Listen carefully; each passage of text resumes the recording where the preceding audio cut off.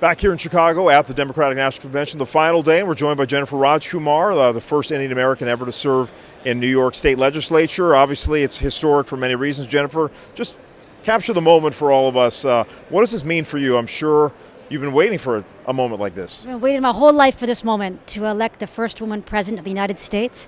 Not just a woman, but the first Indian woman. This is an extraordinary day. If you think about history, 236 years ago, the U.S. Constitution didn't even include women.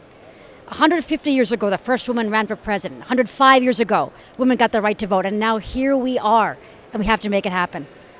Now, Indian Americans before the RNC had largely kind of become a swing vote. Almost 20% said they didn't want to support a second term for President Biden. Obviously, there's been a lot of energy now behind Vice President Harris's ascension to the top of the ticket. But there are a number of folks who are skeptical about whether the Democratic platform will be inclusive for them in light of a number of policies that they're still upset about. What do you have to say? I know you're an advocate for Vice President Harris, but what do you have to say to those folks that are still skeptical? Asian Americans are a swing vote, and a swing vote in the swing states. So the Democratic Party has realized that Asian Americans really matter in this election. And I'm going to be out there in the swing states mobilizing the Indian American community. So we're going to make it happen. Okay, and now you have your own election coming up. I mean, you've been in the Assembly for a while, but you've got another race. Tell us about that. I'm running to be the New York City Comptroller. I'll be the first Indian woman ever elected citywide in New York. It is second to the mayor. You really have a big hand in controlling the finances, overseeing the largest pension funds in the world, and I'm really looking forward to it. Now, you've gone out of your way, I've noticed, at least from afar, in covering you as a political leader. You go to like every event, it seems like. So what is it like? I mean, New York City is so diverse, and in many respects, it kind of reflects the Democratic platform. I mean, this is a very, very diverse convention. How do you get all these different factions together? I mean, we see it here.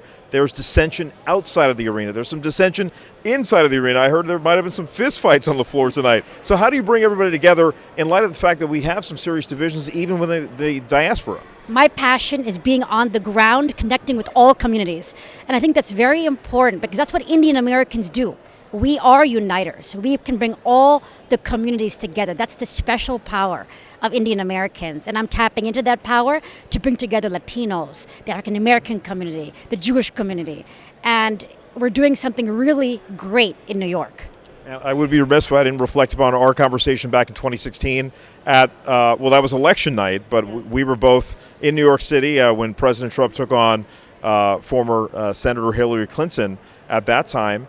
Tell us about 8 years later and your thoughts on that night versus tonight. It was an unforgettable night with you. We were outside of Trump headquarters. I was dressed in suffragist white. I was ready to elect the first woman president. I thought that was the night. Didn't happen. But we're going to have a different November. And I'm going to put everything in because our time has come. The moment is here. We're going to have a woman president and an Indian woman president. Jenifer Rajkumar, great to see you.